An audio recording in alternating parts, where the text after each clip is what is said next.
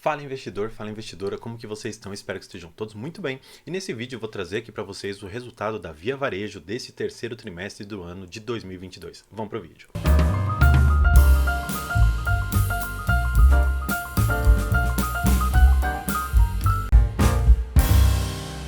Queria só saber isso, se ela teve prejuízo, se teve lucro, pronto. Já pode pausar o vídeo, não esqueça de deixar o seu like, compartilhar com seus amigos e se inscrever aqui no canal. Mas, se você quiser uma análise um pouco mais aprofundada, vamos lá para o vídeo. Então, para a gente começar, a margem bruta dela está aqui em 31%. E por que eu não gosto de analisar a margem bruta? Porque a margem bruta ela desconsidera diversos fatores e quando nós formos ver efetivamente a margem líquida dela, a gente vai entender o porquê que ela teve tanto prejuízo. E aqui nós temos algumas questões relacionadas à omnicalidade dela. Então, basicamente, ela está querendo estar em todas as frentes do varejo. Então, ela coloca aqui o crescimento do GMV das lojas físicas em um percentual de 7,6%. Ela coloca que ela abriu basicamente 16 novas lojas nesse período. Ela fechou outras 18 em regiões de sobreposição, ou seja, regiões que ela entendia que não fazia mais sentido permanecer com lojas lá. E tem lojas aqui do Ponto e outras questões relacionadas também ao Reclame Aqui, que tem muita ligação com o serviço que a própria Via Varejo presta. E nós sabemos que ela tem ali as Casas Bahia e que em algum momento do passado ela foi alvo de bastante reclamações no Reclame Aqui e em outros lugares também ela sofreu bastante reclamações e ela vem melhorando bastante, inclusive melhorando a qualidade dos seus produtos.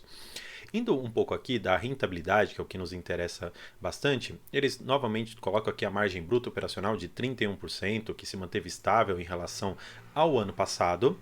E aqui ela coloca que a receita de 3P cresce 6% em relação também ao ano anterior. O EBITDA, que também é um indicador que eu não gosto muito, e eu vou explicar para vocês só para que a gente tenha a exata noção do porquê que eu não gosto do EBITDA. Porque são os ganhos antes de impostos, depreciações, amortizações, pagamento de juros e um monte de coisa. Quem se beneficia de impostos? O governo. Quem se beneficia de juros? Banco ou alguém que empresta muito dinheiro para elas. Não é o caso de nenhum de nós, investidores ali, pessoas físicas. Então, nos interessa saber os ganhos depois de todos esses descontos. Então, por isso que eu não gosto do EBITDA. A não ser que você seja o dono de um banco, aí para você faz sentido analisar isso. O que eu gostei, que as despesas trabalhistas, elas vieram abaixo do guidance. Por que isso é muito bom? Porque eles estão passando por uma reestruturação trabalhista ali dentro, porque lá do passado existem diversos processos que acabaram saindo do armário e gerando um burburinho muito grande na Via Varejo e fez com que, consequentemente, as ações desabassem. Mas claro, quando você tira 1 bilhão de dívida do nada e o investidor fica assim sem saber como calcular se a empresa ela vai poder dar lucro no futuro, se ela vai ter caixa para pagar, se ela vai quebrar, ela não vai conseguir pagar tudo isso. Então, sabendo que ela veio abaixo do que ela tinha previsto de despesas trabalhistas, é muito interessante. Mas só para que a gente deixe coisas em caixinhas diferentes. Despesa trabalhista é com o pessoal que está lá dentro e as ações trabalhistas normalmente são de pessoas que não estão lá dentro. Então, são coisas diferentes, mas você tendo uma despesa trabalhista mais baixa, significa de uma certa maneira que você está fazendo um enxugamento ali na quantidade de pessoal, você está empregando melhor ali as pessoas e tendo pessoas mais fixas, vamos dizer assim, para você ter funções de cabeça, funções-chave ali dentro da empresa, o que faz, consequentemente, que você remunere bem uma determinada pessoa para que ela coordene também bem poucas pessoas que consigam fazer um maior número de tarefas. Isso também é bastante interessante. Isso, claro, por uma questão exclusivamente empresarial.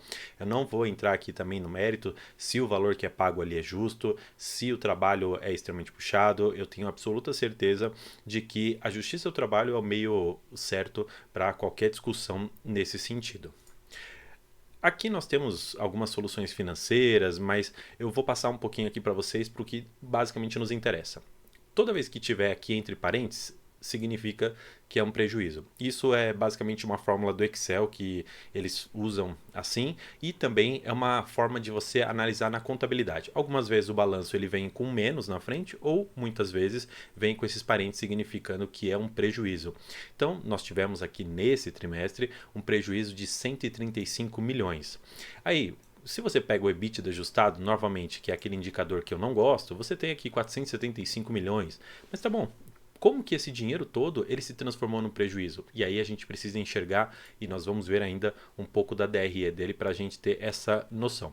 Eu vou passar aqui um pouco da mensagem do administrador para que a gente possa pular basicamente aqui para um aspecto da DRE que eu acho interessante que eles trouxeram para a gente. O lucro líquido, a gente já viu, ficou negativo, ou seja, foi um prejuízo de 135 milhões. E no ano nós temos acumulado 33 milhões de reais negativos. No trimestre passado houve um lucro na Via Varejo, inclusive eu até fiz alguns comentários na minha rede social ali no Método de Investimento, que é meu Instagram, que eu faço uma análise bem mais detida dessa empresa, também por ela estar dentro da minha carteira e eu acreditar bastante na forma de fazer negócio que as Casas Bahia faz e todas as outras lojas que fazem parte do ecossistema.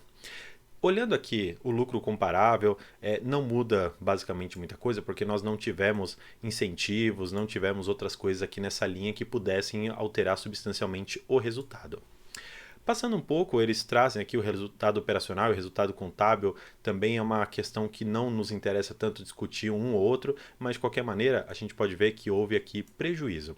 Só que eles colocam aqui que houve despesas não recorrentes, o que trouxe aqui um prejuízo, na verdade, de 68 milhões de reais, porque quando está na linha de despesas, eles colocam sem o parênteses, porque é uma despesa que vai ser contada no resultado final. Então, só para que a gente tenha exatamente a noção, a diferença que está dando aqui do resultado contábil para o operacional é basicamente essa despesa aqui que nós vimos.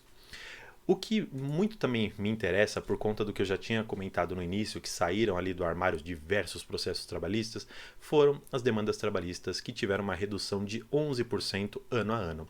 Eu fico um pouco preocupado com essa variação ano a ano, porque muito dessa surpresa que os investidores eles tiveram foram ali no terceiro e no quarto trimestres do ano passado. E desde então, a gente não sabe basicamente como que essas despesas trabalhistas, como que essas demandas trabalhistas surgiram. Então, por mais que aqui haja uma redução, a gente ainda tem que saber se essa redução ela advém de pagamentos, como nós tivemos aqui, que caiu 33%. Nós tivemos processos que são mais caros, que basicamente eles se mantiveram aqui num percentual muito parecido, o que basicamente para mim também não faz diferença nenhuma, porque dentro dos processos mais caros, que ainda estão se prolongando por diversos anos, nós sabemos que existe a necessidade de uma provisão desse valor dentro do caixa da empresa para que, caso ela seja condenada, ela venha pagar. Esses pagamentos, só para que a gente mais uma vez conclua isso aqui, pode ser tanto de uma sentença que condenou efetivamente a Via Varejo a pagar, ou pode ter sido um acordo ali entre as partes para que elas extingam o processo antes mesmo de o juiz decidir. Isso é interessante para a gente saber mais à frente se o cara pede, sei lá, 100 mil reais e eu faço um acordo para pagar 10, é muito mais interessante do que o juiz ir lá e me condenar, por exemplo, ao 100. Então, você ter esse acordo e saber se efetivamente esse pagamento ele advém de uma sentença ou ele advém de um acordo, também vão fazer diferença para o resultado final. Um outro dado que é muito interessante, que é o NPS, que é o Net Promoter Score, que basicamente é como que os serviços eles estão operando, basicamente. Então, aqui nós podemos ver nas lojas físicas que houve um incremento muito interessante. Nós não devemos considerar muito bem aqui o ano de 2020, por conta, claro, da pandemia, nós tivemos muita dificuldade aqui. O online, mais uma vez, que em 2020 ele poderia ter sido bom, ele não foi. E aí aqui entra uma questão muito específica. A Via Varejo, ela deixou muito para depois a questão de entrar na loja virtual. E esse é um problema muito grande, porque ela deixou de aproveitar ali na pandemia o boom que teve da parte do online. Então, ela está tentando correr atrás do prejuízo, tanto é que 2021 e 2022 ela tem aumentado sim as suas vendas online e consequentemente também tem aumentado seu faturamento, só que ao mesmo tempo que as Casas Bahia é muito conhecida pelas suas lojas físicas, ela também está ganhando espaço no online. Seguindo aqui um pouco na apresentação que eles trouxeram, houve uma evolução do market share. Só que, na verdade, eu fico um pouco preocupado com isso aqui porque eles estão perdendo fatia de mercado. E aqui eu acredito que seja muito especificamente por conta do online. Porque aqui, nos trimestres de 2021, houve um aumento bastante significativo, que foi onde eles aumentaram muito ali a parte da venda online. Só que depois caiu um pouco, estabelecendo aqui na sua faixa dos seus 12 a 13% de market share. É um market share muito relevante, considerando a quantidade de pessoas que eles atendem, no entanto, ele acabou perdendo um pouco. Eu considero que é uma variação normal, porque é um mercado extremamente predatório, onde um tenta ganhar mercado do outro, e as Casas Bahia, ou basicamente a Via Varejo, ela tem se mantido bastante firme ano após ano. Outra coisa que eu gosto bastante aqui da Via Varejo, que é a questão da logística. Por quê? Porque aqui olhando para malha própria, fracionário e correio, eu gosto muito da evolução que eles estabeleceram ano após ano. Porque de 2019 para 2020, eles mais do que dobraram a quantidade de malha própria. Depois, eles foram aumentando ano a ano. E nós já estamos aqui em quase 70% de malha própria. O que significa isso? Diminuição de despesas, porque você tem que contratar uma outra pessoa, essa pessoa precisa embutir no preço do serviço dela o lucro dela e a despesa que ela tem. Quando você tem uma malha própria, você tem um galpão seu, você não precisa colocar um lucro em cima de uma atividade terceira, porque essa atividade já é sua mesmo. Então você consegue manejar um pouco melhor e fazer com que o seu consumidor, no final das contas, seja até melhor atendido, porque ela vai se preocupar em ter galpões mais próximos do consumidor, ela vai ter uma preocupação de ter uma agilidade maior e ter uma malha própria. Eu particularmente acho uma evolução muito grande na Via Varejo.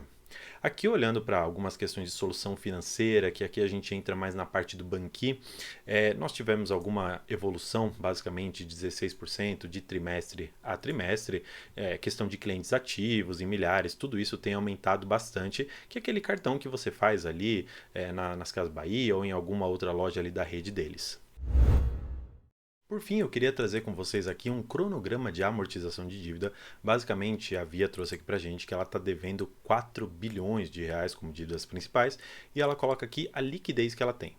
Aí, o que eu quero estabelecer com vocês, que é uma diferenciação muito importante, que a gente não vê isso em outras empresas.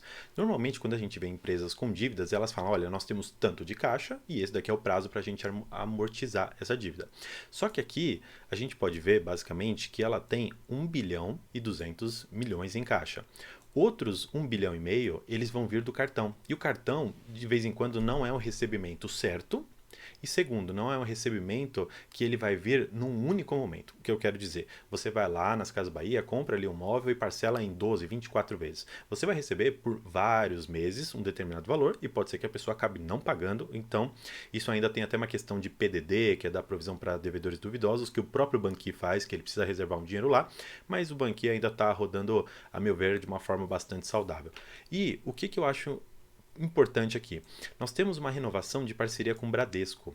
E aí o Bradesco ele está pagando aqui um valor para a Via Varejo, que ainda assim está entrando no caixa, não é um dinheiro que vai entrar todo de uma vez, mas é sim um resultado bastante interessante. Considerando que a dívida dela, a maior parte dela vai vencer até 2027 e ela particularmente tem um caixa bastante ali para permanecer até pelo menos 2023 inteiro, sem ter que fazer alguma manobra muito grande para poder pagar isso, o que realmente vai me preocupar é aqui 2024 com 1 bilhão e 200 mil. Basicamente a gente consumiria todo o nosso caixa hoje. Então nós temos uma dívida na Via Varejo que ainda é muito alta. Bem, é isso. Eu espero que você tenha gostado desse vídeo, que alguma informação aqui sobre o balanço que a Via Varejo trouxe tenha sido útil para que você possa tomar uma decisão de investir ou não nessa empresa, ou mesmo tomar uma decisão a respeito do que fazer com esse ativo na sua carteira. Então, por hoje é isso. Muito obrigado e